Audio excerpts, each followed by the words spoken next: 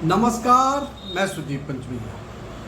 पौड़ी का पुराना रसूख फिर से लौट आएगा। पौड़ी के पुराने दिन फिर से लौट आएंगे। पौड़ी के लोग फिर से कह सकेंगे, एली बेटा रे मेरी पौड़ी जेलू का किरे। क्या ऐसा होगा? सरकार की मंशा ऐसी है। आज हम इस पर विस्तार से चर्चा करेंगे। इससे पहले आपसे छोटा सा अनुरोध, तीर चेतना के YouTube चैनल को सब्सक्राइब करें, लाइक करें और कमेंट्स के माध्यम से हमें सुझाव जरूर दें। जी हां, प्रदेश के मुख्यमंत्री पुष्कर सिंह धामी ने हाल ही में 3 साल का कार्यकाल पूरा कर दिया है। उन्हें मुख्यमंत्री पद पर रहते हुए 3 साल पूरे हो गए। 3 सालों में प्रदेश के मुख्यमंत्री पुष्कर सिंह धामी ने पौड़ी के बारे में 3 बार कहा कि पौड़ी का पुराना रसूख लौटाया जाएगा। सरकार ऐसे काम करेगी। 8 जुलाई को मुख्यमंत्री मंडल मुख्यालय पौड़ी में उन्होंने विकास कार्यों की समीक्षा बैठक की। इस दौरान मुख्यमंत्री पुष्कर सिंह धामी ने कहा कि पौड़ी मंडल मुख्यालय पौड़ी का पुराना वैभव लौटाया जाएगा। इसके लिए सरकारी विभाग काम करेंगे। इससे पहले 2 बार मुख्यमंत्री इस बात का ऐलान कर चुके हैं, इस बात की मंशा जाहिर कर चुके हैं कि सरकार पौड़ी के पुराने रसूख को लौटाना चाहती है, ताकि अविभाजित उत्तर प्रदेश में जो पौड़ी की धमक होती, जो मंडल मुख्यालय पौड़ी की धमक होती थी, वो बहाल हो जाए।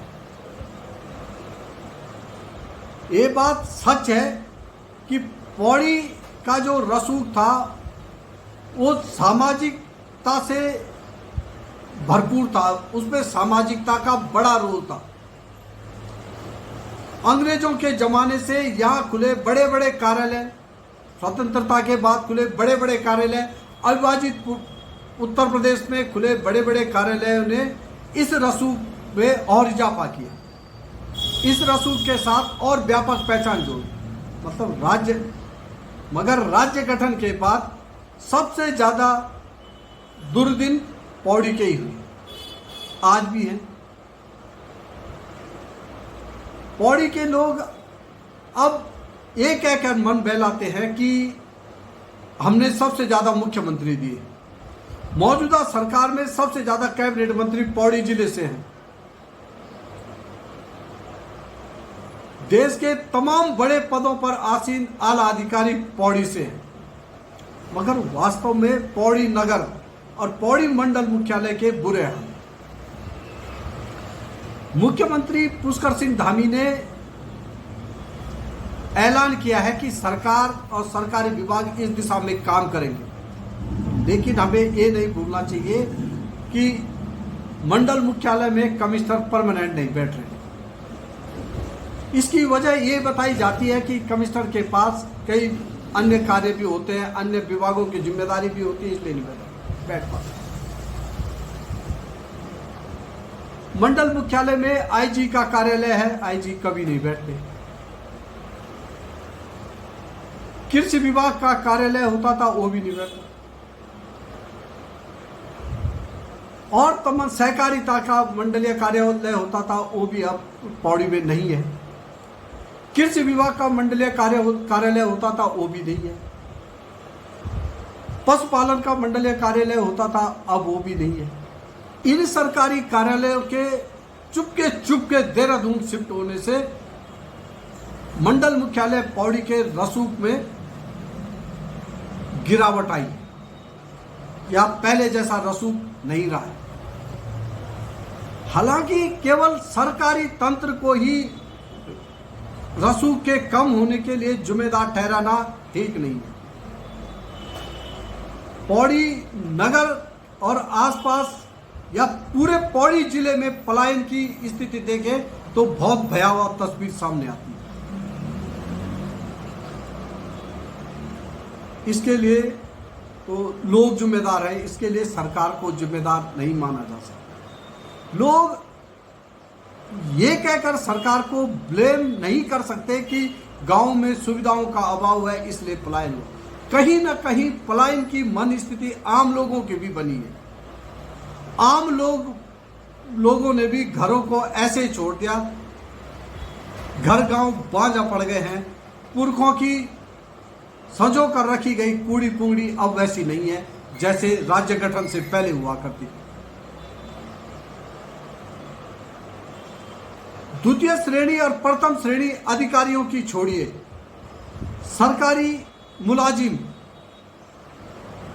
द्वितीय और प्रथम श्रेणी से नीचे वालों की मन स्थिति भी अब पौड़ी में न रहने की बन गई है।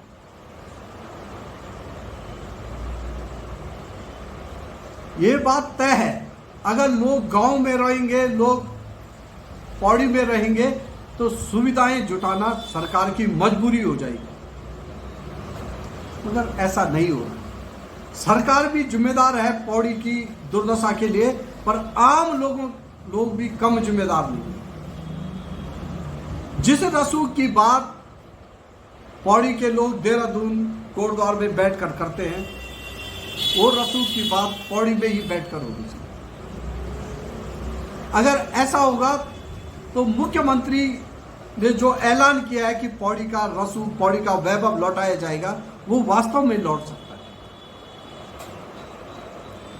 अगर लोग पलायन की मन स्थिति से बाहर निकल जाएं तो सरकारी दफ्तर आने में देर नहीं लगेगी।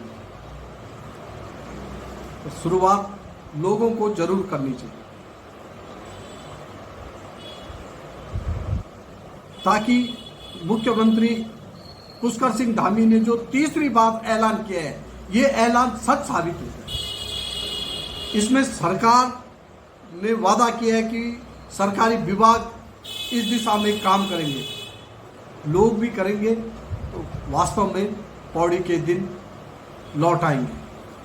पौड़ी के लोग कह सकेंगे, ऐली बेटा रे मेरी पौड़ी। अगर ऐसा नहीं हुआ, लोग कहेंगे हम नहीं आएंगे तेरी।